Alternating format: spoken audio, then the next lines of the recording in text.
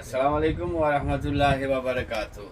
আচ্ছা দোস্ত, আজকে এই বাংলা ২৬ তারিখ ২০২৬ আনলো ৮ই রমজান। রমজানে আমরা যেন সহিভাবে আপনার রোজা ইফতার খাওয়া দাওয়া করতে পারি।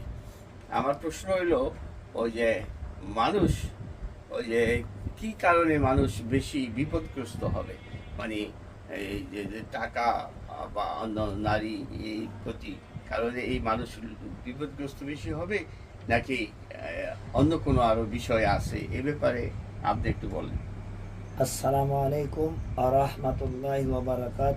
আমি মোহাম্মদ জবার হোসেন। তো আমার দোস্ত আমাকে যে প্রশ্ন করেছে 2026 ফেব্রুয়ারি 26 8 রমাদান, রোজ বৃহস্পতিবার। তো আমার দোস্ত যে প্রশ্ন করেছে, আলহামদুলিল্লাহ, তো আপনারা সবাই ভালো থাকবেন। আপনার দোয়ায় আমিও ভালো আছি।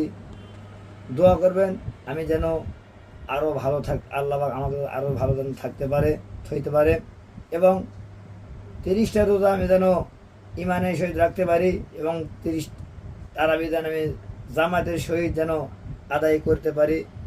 তো যে প্রশ্ন করছে, প্রশ্নটা হচ্ছে মানুষ বিভ্রান্তির মধ্যে পড়ে দুইটি কারণে। এক, টাকার লোভ, আর নারীর লোভ। এই দুইটা লোভের জন্য মানুষ আরও বেশি বিভ্রান্তির